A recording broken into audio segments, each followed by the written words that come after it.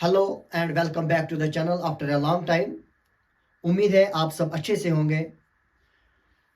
आज का जो टॉपिक हमारे पास है that is complete blood count, जिसको हम सीबीसी के नाम से जानते हैं। ये जो टेस्ट है ये क्या होता है और ये इतना इम्पोर्टेंट क्यों होता है कि हर कोई डॉक्टर जो होता है वो ज़्यादातर यही जो सीबीसी है वो यही रिकमेंड करते हैं। ये जो सीबीसी होता है कंप्लीट ब्लड काउंट, ये एक ऐसा टेस्ट होता है जो कि हमारे ब्लड में जितने भी कंपोनेंट्स होते हैं उनके बारे में बताता है। फॉर एग्जाम्पल, अगर कभी डॉक्टर के पास पेशेंट जाता है और पेशेंट बोलता है कि मुझे इन्फेक्शन हुआ है, मुझे इन्फ्लेमेशन हुई है या किसी तरह भी कोई कंडीशन होती है, तो डॉक्टर इसको रिकमेंड करता है सीबीसी। क्यों?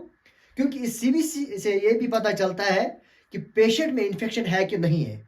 अगर पेशेंट में इन्फेक्शन है, क्या ये इन्फेक्शन बैक्टीरियल है, क्या है इन्फेक्शन वायरल है, वो भी इसी सीबीसी से पता चलता है। या अगर डॉक्टर को लगता है कि ये पेशेंट एनीमिक है, यानी इसमें आरबीसी या हीमोग्लोबिन कम है, तब भी वो यही सीबीसी रिकमेंड करते हैं। या दूसरी और कंडीशन, अगर पेशेंट में किसी तरह का भी ब्लीडिंग डिसऑर्डर है, यानी खून रुक नहीं रहा है, उसको ब्लीडिंग डिसऑर्डर बोलते हैं, उस कंडीशन में भी डॉक्टर रिकमेंड करता है सीबीसी। यानी एक ऐसा टेस्ट है जो कि ब्लड के कंपोनेंट्स के बारे में हमें डिटेल से बताता है, और इसी टेस्ट का नाम है सीबीसी कंप्लीट ब्लड काउंट। ये सीबीसी जो होता है इसमें एक ही पैरामीटर नहीं होता है। इस सीबीसी के अंदर बहुत सारे पैरामीटर्स आते हैं। जो पैरामीटर्स डॉक्टर बाद में चेक करता है कि कौन सा पैरामीटर नॉर्मल वैल्यू से ज्यादा है या नॉर्मल वैल्यू से कम है।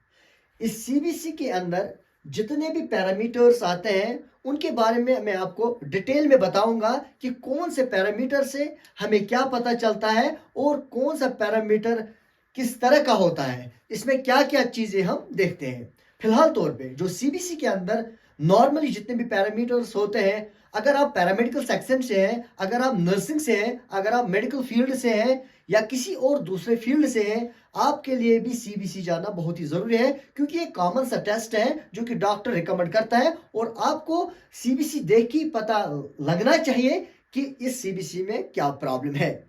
सो बेसिकली जो पैरामीटर्स इस सीबीसी के अंदर आते हैं वो कुछ इस तरह के हैं। Number first is haemoglobin, number two is RBC count, number three is PCV packed cell volume, number four is red cell indices, number five is WBC count, number six is differential leucocyte count and number seven is platelet count. ये कुछ parameters होते हैं जो कि इस complete blood count के अंदर आते हैं। हीमोग्लोबिन से क्या पता चलता है? हीमोग्लोबिन से पता चलता है क्या ये पेशेंट एनीमिक है या पॉलीसाइथीमिक, यानी जब एचबी ज्यादा होता है उसको हम बोलते हैं पॉलीसाइथीमिया, और अगर ये कम होता है तो उसको बोलते हैं एनीमिया। अगर डॉक्टर को लगता है कि पेशेंट एनीमिक है तो तब भी वो सीबीसी रिकमेंड करके जानने की कोशिश करता है कि इसके अंदर हीमोग्लोबिन की कंसंट्रेशन कितनी है। या हमारे पास डब्ल्यूबीसी काउंट है, जिससे ये पता चलता है कि इस पेशेंट में या इस इंडिविजुअल में कहीं इन्फेक्शन तो नहीं है।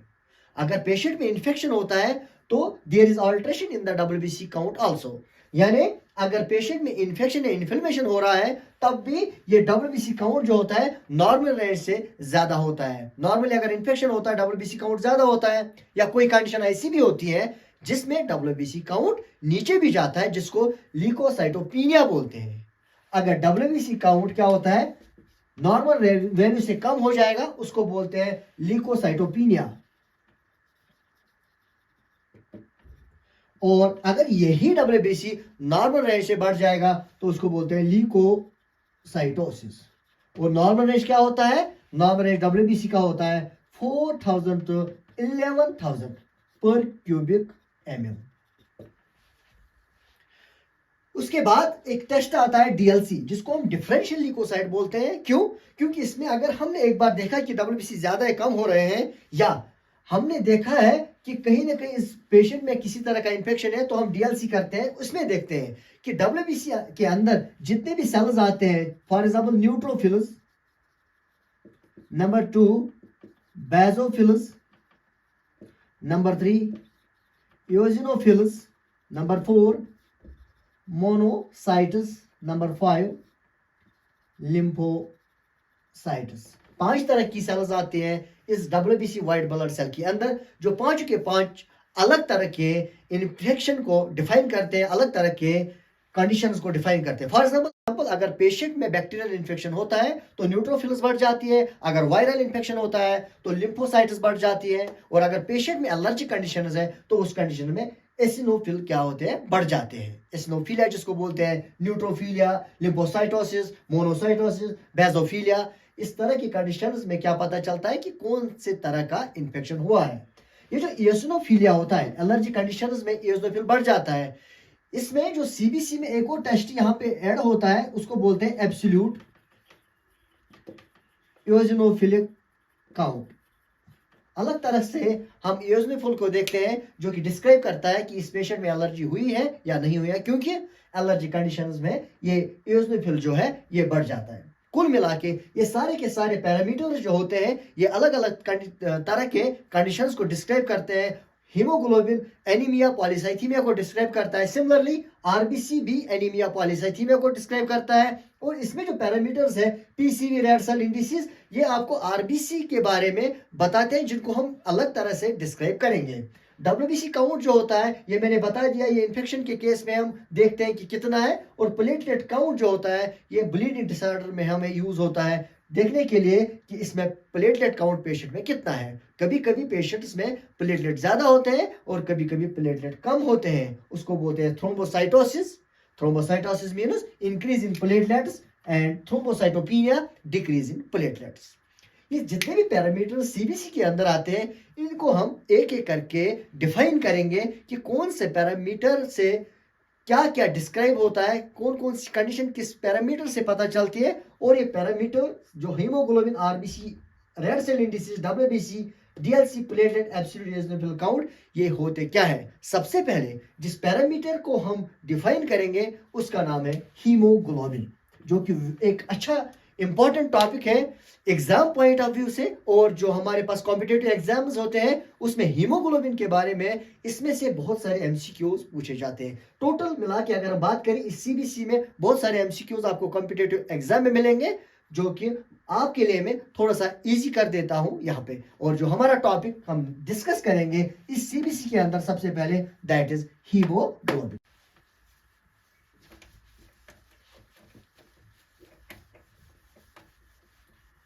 हीमोग्लोबिन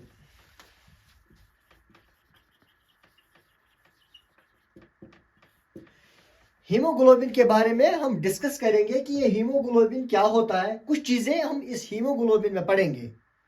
इस हीमोग्लोबिन में हम सबसे पहले पढ़ेंगे इंट्रोडक्शन, यानी हीमोग्लोबिन होता क्या है।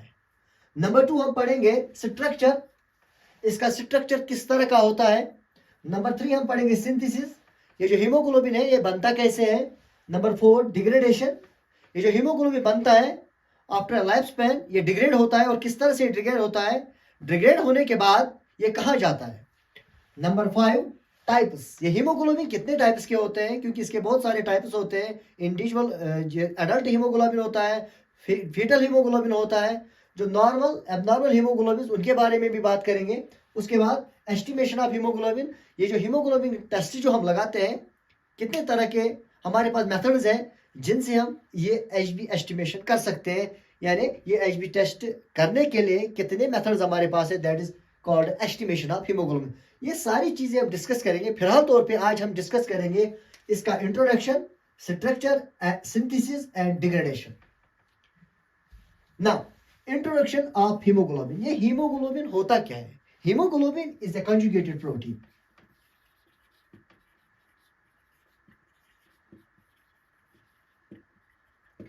हीमोग्लोबिन कंजुगेटेड प्रोटीन होता है। What is conjugated protein. Conjugated protein क्या होता है।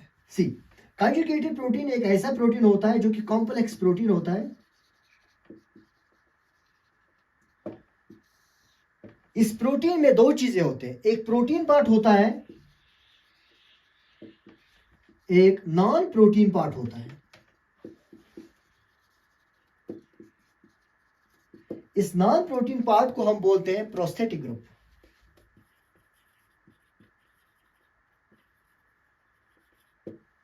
यानी जो हीमोग्लोबिन होता है ये कंजुगेटेड प्रोटीन होता है, प्रोटीन प्लस नॉन प्रोटीन का बना हुआ होता है। इस नॉन प्रोटीन को हम दूसरा नाम बोलते हैं प्रोस्थेटिक ग्रुप। ये हीमोग्लोबिन जो होता है ये आरबीसीज में होता है। हमें पता है 3 तरह के ब्लड सेल्स होते हैं, आरबीसीज, डब्ल्यूबीसी एंड प्लेटलेट्स। इनमें से जो आरबीसी होता है इसी के अंदर होता है ये हीमोग्लोबिन, इसीलिए इसको बोलते हैं red blood cell. Red blood cell means ये जो सेल होती है इसके अंदर रेड कलर का एक पिगमेंट होता है जिसका नाम है हीमोग्लोबिन, और इसी आरबीसी की वजह से हमारे ब्लड का कलर क्या होता है, रेड कलर का होता है। और आप हैरान रहेंगे कि एक आरबीसी के अंदर मिलियंस ऑफ हीमोग्लोबिन मॉलिक्यूल्स होते हैं। एक सिंगल आरबीसी के अंदर मिलियंस ऑफ हीमोग्लोबिन मॉलिक्यूल्स होते हैं। एक आरबीसी में करीबन 250 to 300 million molecules of Hb present होते हैं। और एक एचबी मॉलिक्यूल का जो मॉलिक्यूलर वेट होता है 64,458 डेल्टन, करीबन 64,500 डेल्टन के आसपास एक सिंगल एचबी मॉलिक्यूलर का मॉलिक्यूलर वेट होता है। और एक सिंगल आरबीसी के अंदर यही 250 टू 300 मिलियन मॉलिक्यूल्स प्रेजेंट होते हैं। ये जो हीमोग्लोबिन है ये आरबीसी में बनता है जहां से आरबीसी बनने स्टार्ट होते हैं। यानी आरबीसी का प्रोडक्शन कहां पे होता है, आरबीसी का प्रोडक्शन होता है बोन मैरो में, रेड बोन मैरो में। और इसी रेड बोन मैरो में इमेच्योर एरिथ्रोसाइट्स के अंदर ये एचबी बनना स्टार्ट होता है। और जैसे कि हम देख पा रहे हैं कि हर किसी इंडिविजुअल में जैसे आरबीसी का लाइफ स्पैन कंप्लीट होता है, जैसे इंसान बूढ़ा होता है इस तरह से आरबीसी भी बूढ़े होते हैं, और एजिंग के हिसाब से आरबीसी बाद में डिग्रेड होते हैं, और इसी के साथ साथ हमारा एचबी भी डिग्रेड होता है।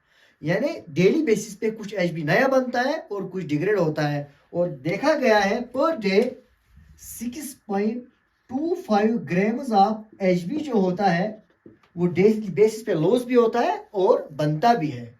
कहां पे बनता है, in the immature erythrocytes in red bone marrow. ठीक, ये जो एचबी होता है इसका काम क्या होता है, इसका काम होता है ये ऑक्सीजन को ट्रांसपोर्ट करता है। हमने देखा है कि हमारे अंदर जो आरबीसी होती है ये ट्रांसपोर्ट्स ऑक्सीजन, क्यों, क्योंकि इसके अंदर क्या होता है, एक कंजुगेटेड होता है, एक कलरफुल प्रोटीन होता है, एक क्रोमोप्रोटीन होता है जिसको एचबी बोलते हैं। ये इस आरबीसी में प्रेजेंट है तभी ये ऑक्सीजन को ट्रांसपोर्ट करता है। एक्चुअल में ये ट्रांसपोर्ट जो ऑक्सीजन को करता है ये हमारा हीमोग्लोबिन ही होता है। क्या होता है, हमारा हीमोग्लोबिन ही होता है। 1 लीटर ऑफ ब्लड, नॉर्मली एक नॉर्मल इंडिविजुअल में 5 लीटर्स ऑफ ब्लड रहते हैं। और 1 लीटर ब्लड कितने ml ऑक्सीजन को ट्रांसपोर्ट करता है, एग्जाम में पूछा जाता है 1 लीटर ब्लड कितने ml ऑक्सीजन को ट्रांसफर करता है, 200 ml। 1 लीटर ब्लड से 200 ml ऑक्सीजन ट्रांसपोर्ट होता है। और 1 ग्राम एचबी, ये कुछ ऐसे क्वेश्चंस हैं जो कि एमसी के तौर पे हमारे कॉम्पिटिटिव एग्जाम में पूछे जाते हैं। 1 ग्राम एचबी 1.34 ml ऑक्सीजन के साथ क्या होता है, बाइंड होता है। 1 ग्राम एचबी 1.34 ml ऑक्सीजन को बाइंड करता है।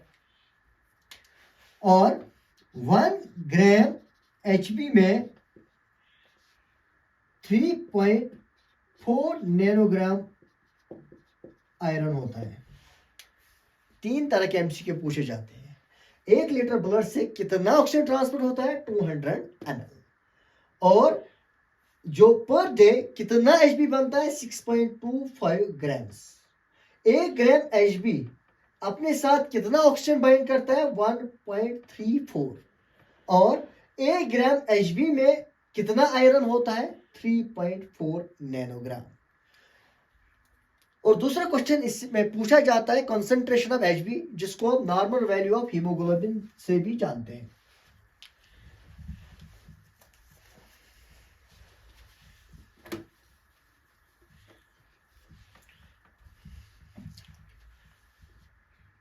एचबी नॉर्मल रेंज, ये मेल्स और फीमेल्स में अलग होता है. In males we consider it 13 to 17 grams per dl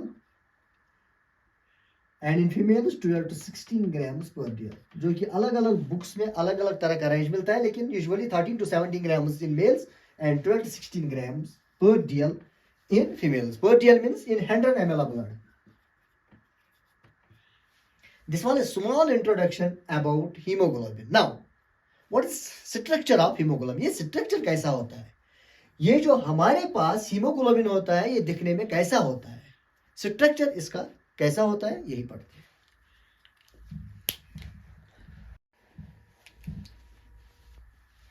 structure of haemoglobin.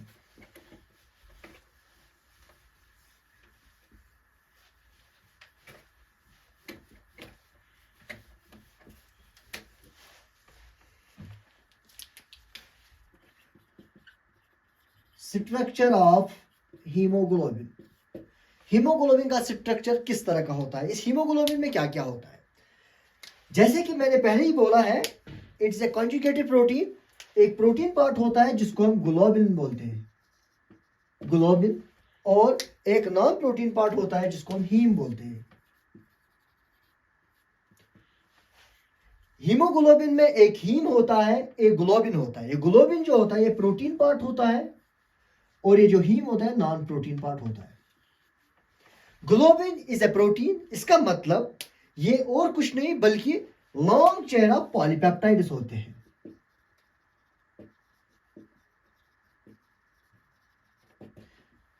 इस तरह के चेन्स होते हैं जिसमें अमीनो एसिड्स होते हैं, long chain of amino acids होते हैं जिनको हम पॉलीपेप्टाइड्स बोलते हैं. यही ग्लोबिन होता है. ग्लोबिन प्रोटीन होता है, यानी long chain of polypeptide amino acid की चेन होती है, ये ग्लोबिन होता है. ये जो हीम होता है, इस हीम में दो चीजें होती हैं. एक इसमें आयरन होता है, वो भी किस फॉर्म में, Fe2+, फेरस फॉर्म. ये क्वेश्चन भी कॉम्पिटिटिव एग्जाम में पूछा जाता है कि आयरन, हीमोग्लोबिन में आयरन किस फॉर्म में होता है, फेरिक में होता है कि फेरस में होता है. ये फेरस फॉर्म में होता है, यानी Fe2+. और दूसरा जो इसमें पार्ट होता है दैट इज पोरफायरिन. पोरफायरिन क्या होता है? पोरफायरिन जो होता है ये रिंग स्ट्रक्चर होता है. रिंग स्ट्रक्चर होता है किसके अराउंड, आयरन के अराउंड, Fe2+ के अराउंड. इस तरह से रिंग स्ट्रक्चर होता है जिसको हम पोरफायरिन बोलते हैं. एक्चुअल में जो पोरफायरिन होता है, याद रहे, दिस इज एक्चुअल प्रोटोपोरफायरिन 9 बोलते हैं इसको. ये 4 रिंग स्ट्रक्चर्स होते हैं इस एक आयरन मॉलिक्यूल के अराउंड में. 4 क्या होते हैं, रिंग स्ट्रक्चर्स होते हैं Fe2+ के अराउंड. इसको बोलते हैं पोरफायरिन या प्रोटोपोरफायरिन 9. ये रिंग्स को बोलते हैं पायरोल रिंग्स. क्या बोलते हैं, pyrrole rings.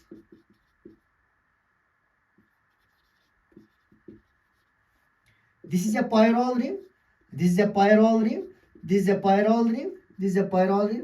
These 4 are collectively called as porphyrin or protoporphyrin 9. यही होता है स्ट्रक्चर ऑफ हीमोग्लोबिन. हीम होता है नॉन प्रोटीन पार्ट, ग्लोबिन होता है प्रोटीन पार्ट.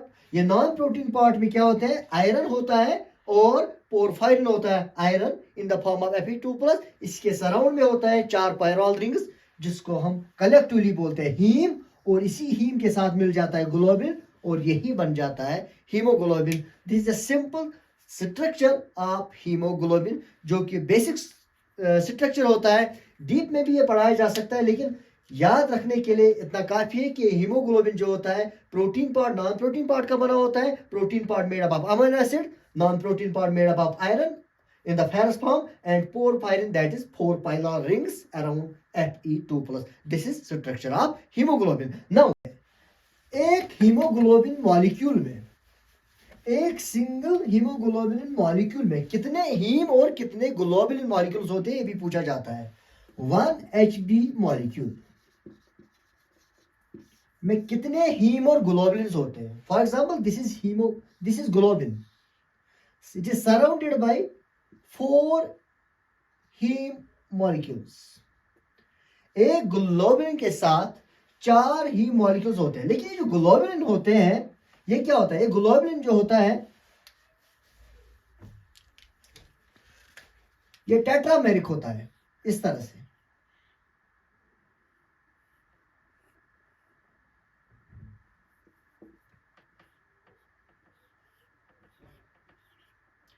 टेट्रामेरिक यानी इसमें 4 ग्लोबुलिन चेन्स होते हैं। ये ग्लोबुलिन जो होते हैं एक्चुअल में टेट्रामेरिक होते हैं, 4 ग्लोबुलिन चेन्स होते हैं और हर कोई ग्लोबुलिन चेन एक हीम के साथ बाइंड होती है। यानी एक Hb मॉलिक्यूल में 4 pairs of haem plus globulin होते हैं। 4 pairs of haem plus globulin. This is one pair, this is haem, this is haem, this is haem, this is haem, this is globulin, this is globin, this is globin, this is globin, this is globin. If this is adult hemoglobin, there will be 2 alpha,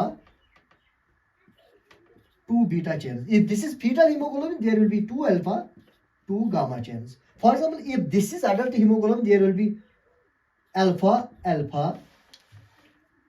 beta, beta. Every globulin chain will be attached to one heme molecule. Heme plus globin, heme plus globin, heme plus globin, heme plus globin. ये globin क्या होता है? Tetrameric होता है। 4 globin chains होते हैं और हर कोई चेन एक हीम के साथ बाइंड होती है। कुल मिला के एक हीमोग्लोबिन मॉलिक्यूल में 4 pairs of haem plus globulin molecules होते हैं।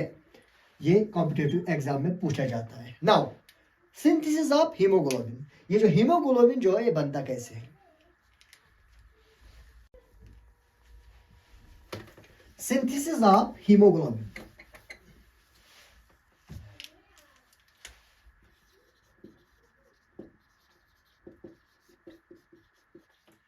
Hb कैसे बनता है? जब हम सिंथेसिस ऑफ Hb बोलते हैं ये हीमोग्लोबिन कैसे बनता है, सबसे पहले ये हीमोग्लोबिन बनता कहां पे? ये बनता है इमैच्योर आरबीसीज में। कहां पे? रेड बोन मैरो के अंदर। कैसे बनता है? इससे पहले हमने पढ़ा है कि इस हीमोग्लोबिन के अंदर क्या होता है? एक होता है हीम प्लस ग्लोबिन। ये हीम में क्या होता है? Iron in the ferrous form plus protoporphyrin 9, जिसको हमने पोरफायरिन भी बोला था और हमने इसका नाम 4 पायरा रिंग्स भी बोला था। फिलहाल तौर पे हीम होता है, ग्लोबिन होता है, हीम में आयरन होता है, प्रोटोपोरफायरिन। यानी globulin plus protoporphyrin plus iron is equal to Hb। Haemoglobin synthesis में सबसे पहले हम पढ़ेंगे formation of this protoporphyrin, because एक बार हमने देखा कि प्रोटोपोरफायरिन 9 कैसे बनता है। बाद में सिंपल है क्योंकि आयरन ऑलरेडी प्रेजेंट होता है हमारी बॉडी में in the form of ferritin and haemosiderin. Ferritin and haemosiderin.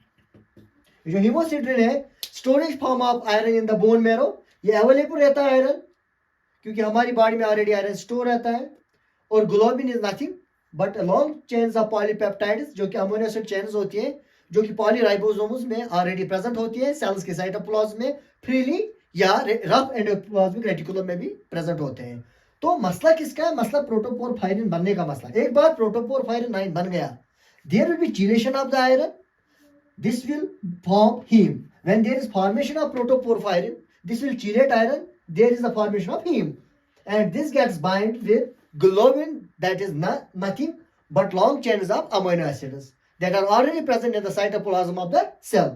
तो इसका मतलब सीधा का सीधा सिंथेसिस ऑफ Hb में एक्चुअल में पढ़ना होता है सिंथेसिस ऑफ दिस प्रोटोपोरफायरिन 9।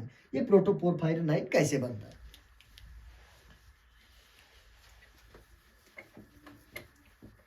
होता क्या है कि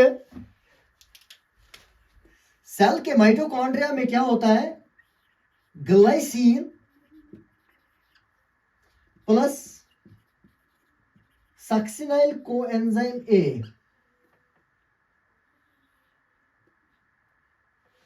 glycine plus succinyl coenzyme A in the presence of a cofactor vitamin B6 जिसको हम पायरिडॉक्सल फॉस्फेट भी बोलते हैं। This glycine and succinyl coenzyme A gets condense हो जाते हैं in the presence of cofactor vitamin B6 and in the presence of alpha amino levulinic acid ALA. This glycine and succinyl coenzyme A in the presence of vitamin B6 and alpha aminolevulinic acid. Aminolevulinic acid gets converted into protoporphyrin. Protoporphyrin 9. Cell के mitochondria में पहले glycine और succinyl coenzyme में, यहां से mitochondria से बात start होती है, बाद में साइटोप्लाज्म के अंदर ये प्रोसेस खत्म हो जाता है। First there is the condensation of glycine and succinyl coenzyme with the help of cofactor vitamin B6 and in the presence of alpha levulinic acid to form protoporphyrin 9। ये प्रोटोपोरफायरिन एक बार बन गया, there is chelation of iron which is already present in storage form. So जब ये chelation हो जाएगा इसका और आयरन का इसके साथ, तो बन जाएगा हीम, और यही हीम बाद में बाइंड होता है किसके साथ, अलग अलग ग्लोबिन मॉलिक्यूल के साथ। एक हीम एक के साथ, दूसरा दूसरे के साथ, तीसरा तीसरे के साथ, चौथा चौथा के साथ। 4 हीम 4 ग्लोबिन चेन्स के साथ जब बाइंड होते हैं इसी को हीमोग्लोबिन बोलते हैं। ये प्रोटोपोरफायरिन बनता है सेल में, आयरन वहीं पे प्रेजेंट रहता है, ग्लोबिन साइटोप्लाज्म में प्रेजेंट होता है, पॉलीराइबोसोम्स में रहता है। This is the formation of और सिंथेसिस ऑफ HB। ये शॉर्ट है इसका, ये शॉर्ट साइकिल है। वरना किस तरह से बनता है, पहले ग्लाइसिन सक्सिनाइल कोएंजाइम में ये पहले ALA बनाता है, फिर ALA क्या होता है, कंडेंस हो जाता है साइटोप्लाज्म में। 2 ALA क्या बनाता है, प्रोटोपोरफायरिन। प्रोटोपोरफायरिन क्या बनाता है, यूरोपोरफायरिनोजन। यूरोपोरफायरिनोजन बनाता है कोप्रोपोरफायरिनोजन, देन प्रोटोपोरफायरिन 9 बन जाता है। मैंने आपको सिंपल तरीके से बता दिया है। There is condensation of glycine and succinyl coenzyme with the help of cofactor vitamin B6 जिसको हम पायरिडॉक्सल फॉस्फेट बोलते हैं, in the presence of ALA aminolevulinic acid बन जाता है प्रोटोपोरफायरिन 9। यही प्रोटोपोरफायरिन 9 क्या करता है, चिलेशन ऑफ आयरन बन जाता है हीम, और हीम के साथ हर हीम के साथ एक ग्लोबिन मॉलिक्यूल क्या बाइंड होता है, 4 के साथ 4, और जब 4 हीम के साथ 4 ग्लोबिन मॉलिक्यूल्स बाइंड हो जाएंगे, और इसी को बोलते हैं haemoglobin. This is simple formation of और synthesis of haemoglobin.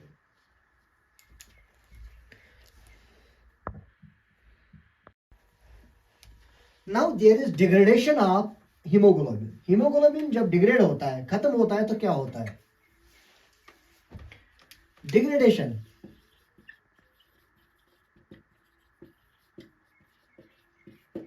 Degradation of haemoglobin. अभी मैंने आपको बता दिया है जो हीमोग्लोबिन है ये किस में रहता है, ये RBC के अंदर रहता है। अगर ये हीमोग्लोबिन RBC के अंदर रहता है, this is rim of haemoglobin जो कि RBC के अंदर होता है। अगर ये हीमोग्लोबिन RBC के अंदर रहता है, तो जब ये RBC डिग्रेड हो जाएगी उसी के साथ ये हीमोग्लोबिन डिग्रेड हो जाएगा। यानी इन अदर वर्ड्स, जितना लाइफ स्पेन इस RBC का होगा उतना ही लाइफ स्पेन क्या होगा, इस HB का भी होगा। Life span of RBC is 120 days. 120 दिन के बाद ये RBC भी डिग्रेड हो जाएगा, और इसमें हीमोग्लोबिन जो होता है वो भी डिग्रेड हो जाएगा। आपको पता है नॉर्मल सर्कुलेशन में जो है RBC चलता है, जब ये डिग्रेड होता है तो कहां पे डिग्रेड होता है, रेटिकुलो एंडोथेलियल सिस्टम, और मेनली इन स्प्लीन। वहां पे क्या होता है, जब ये लाइफ स्पेन कंप्लीट होता है, हमारे रेटिकुलर एंडोथेलियल सिस्टम में क्या होते हैं, हमारे रेटिकुलर एंडोथेलियल सिस्टम में मैक्रोफेजेस होते हैं जो कि इस RBC को डिग्रेड करते हैं। एक बार RBC डिग्रेड हो गया, इसके साथ हमारा RBC डिग्रेड हो गया, इसके साथ हमारा HB भी डिग्रेड हो जाएगा। और जब हीमोग्लोबिन डिग्रेड हो जाएगा, डिस्ट्रक्ट हो जाएगा, अलग हो जाएगा, इसमें से हमें क्या मिलेगा? इसमें से हमें वही मिलेगा जिससे ये हीमोग्लोबिन पहले बना था। ये किससे बना था? एक बना था हीम से, एक बना था ग्लोबिन से। और जब डिग्रेड हो जाएगा हमें वापस यही दो चीजें मिलेंगी। और ये जो ग्लोबिन होता है जब ये डिग्रेड होता है तो इसकी डिग्रेडेशन से हमें मिलते हैं अमीनो एसिड्स, क्योंकि अमीनो एसिड चैन ही होती है 4 चेन्स ऑफ अमीनो एसिड, और वापस इससे क्या मिलता है? हमें अमीनो एसिड मिलता है। और ये amino acid normal metabolic pool में चला जाता है, जो कि बाद में रीयूज हो जाएगा, रीयूटिलाइजेशन जिसका हो जाएगा। अब बचा है यहाँ पे हीम। ये जो हीम है ये जब डिग्रेड होता है तो एक हमें मिलेगा आयरन और दूसरा मिलेगा porphyrin. Porphyrin is what? Ring structure around the iron, जो कि हमें ऑक्सीजन के बाइंडिंग में या ट्रांसपोर्ट में हेल्प करता है। ये आयरन जो होता है ये स्टोरेज फॉर्म में चला जाता है, क्योंकि आयरन हमारी बॉडी में वैसे भी स्टोर रहता है in the form of ferritin and haemosiderin. तो ये आयरन और ग्लोबुलिन जो होते हैं नॉर्मल डिग्रेडेशन के बाद यूटिलाइजेशन के लिए चले जाते हैं। अब बचा यहाँ पे porphyrin. What happens to porphyrin? ये पोरफायरिन जो होता है ये हमारे रेटिकुलो एंडोथेलियल सिस्टम में बिलिवर्डिन में कन्वर्ट होता है। और जब एक बार इस पोरफायरिन का बिलिवर्डिन बन जाता है, ये बिलिवर्डिन नॉर्मल सर्कुलेशन में जाके या ब्लड में आके कन्वर्ट होता है बिलिरुबिन में। डिग्रेडेशन ऑफ हीम, इससे मिलता है हमें आयरन प्लस पोरफायरिन। ये पोरफायरिन कन्वर्ट होता है रेडिकुलर एंडोथेलियल सिस्टम में बिलिवर्डिन में। यही बिलिवर्डिन जब ब्लड में आ जाता है तो बन जाता है क्या? बिलिरुबिन। ये बिलिरुबिन का क्या होता है? ये बिलिरुबिन सर्कुलेशन के थ्रू जाता है कहाँ? लिवर में। लिवर में इसका क्या हो जाएगा? कंजुगेशन। जब इस बिलिरुबिन का कंजुगेशन हो जाएगा लिवर में तो ये कहां पे आ जाएगा? बाइल के साथ आ जाएगा इंटेस्टाइन में। बाइल के साथ इंटेस्टाइन में आके फीसिस के साथ मिक्स होगा, फीसिस के साथ मिक्स होगा यानी इंटेस्टाइन में आ जाएगा। और हम इसको बोलते हैं यूरोबिलिनोजन। यूरोबिलिनोजन क्या होता है? ये जो हमारे इंटेस्टाइन में नॉर्मल फ्लोरा बैक्टीरिया रहते हैं ये इस बिलिरुबिन को कन्वर्ट करते हैं यूरोबिलिनोजन में। फिर क्या होता है? इस यूरोबिलिनोजन का जो होता है कुछ पार्ट होता है जो कि वापस कहां चला जाता है? रिअब्जॉर्ब हो जाता है, वापस लिवर में चला जाता है।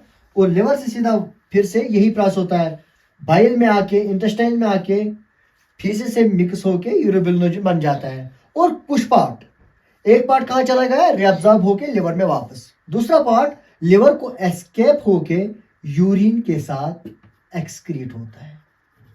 इसका मतलब when there is degradation of Hb, there is degradation of RBC, there is degradation of Hb, there is formation of heme plus globulin। इस ग्लोबुलिन से डिग्रेड होकर अमीनो एसिड बनते हैं जो कि मेटाबॉलिक पूल में चले जाते हैं। हीम से आयरन निकलता है जो कि स्टोर होता है, रीयूटिलाइज होता है, क्योंकि अभी जब हमारी बॉडी में हीमोग्लोबिन लॉस हुआ है तो नया भी बनना है, कुछ यूटिलाइज हो जाएगा। और ये जो पोरफायरिन पार्ट होता है ये रेटिकुलर एंडोथेलियल सिस्टम में पहले बिलिवर्डिन में कन्वर्ट होता है, और जब सर्कुलेटरी सिस्टम ब्लड में आ जाता है बिलिरुबिन में कन्वर्ट होता है। बिलिरुबिन कहाँ चला जाता है? लिवर में कंजुगेट होता है, बाइल के साथ आता है, उसके बाद इंटेस्टाइन में आके बैक्टीरियल फ्लोरा इसको कन्वर्ट करते हैं यूरोबिलिनोजन में। और यूरोबिलिनोजन बाद में रिअब्जॉर्ब होके, कुछ पार्ट रिअब्जॉर्ब होके वापस लिवर तक पहुंचता है और यही प्रोसेस होता है। लेकिन कुछ पार्ट इस लिवर को एस्केप होके यूरिन से एक्सक्रीट होता है। इसका मतलब कभी कभी क्या होता है, ये जो बिलिरुबिन होता है this comes from the destruction of RBCs. Normally कुछ इसका कुछ रेंज होता है, यानी इसका मतलब नॉर्मली कुछ आरबीसीज लाइफ स्पेन कंप्लीट होने के बाद डिग्रेड होते हैं। लेकिन जब यही बिलिरुबिन ज्यादा बनता है कहीं ना कहीं में ये देखना पड़ता है कि ये कहीं हीमोलाइटिक एनीमिया तो नहीं है। हीमोलाइटिक एनीमिया क्या होता है? When there is destruction of RBCs, और ज्यादा आरबीसी जब डिस्ट्रॉय हो जाते हैं हीमोलाइटिक एनीमिया होता है, ज्यादा बिलिरुबिन बनेगा। और इस लिवर के पास एक मौका नहीं मिलता है कि ये पूरे के पूरे बिलिरुबिन को कंजुगेट करे, जिसकी वजह से हमारी बॉडी में अनकंजुगेटेड बिलिरुबिन बढ़ जाता है। और जब अनकंजुगेटेड बिलिरुबिन हमारी बॉडी में बन जाता है इसका सीधा मतलब होता है कि जो डिग्रेडेशन है आरबीसी की वो तेज हो रही है, जिसको लिवर अपटेक नहीं कर रहा है, और इसकी मात्रा जो है वो हमारे में ब्लड में बढ़ रही है। ये था हीमोग्लोबिन। और इस सीबीसी के अंदर जितने भी पैरामीटर्स होते हैं इनको हम एक एक करके डिफाइन कर देते हैं और इसके बाद हम देखेंगे कि इस टॉपिक में से, इस सीबीसी में से कितने ऐसे हमारे पास एमसीक्यूज है जो कि बहुत इंपॉर्टेंट होते हैं कॉम्पिटिटिव एग्जाम्स के लिए, उनको भी हम डिस्कस कर लेंगे। तब तक के लिए खुदा हाफिज। उम्मीद है आपको ये समझ आया होगा। Thank you.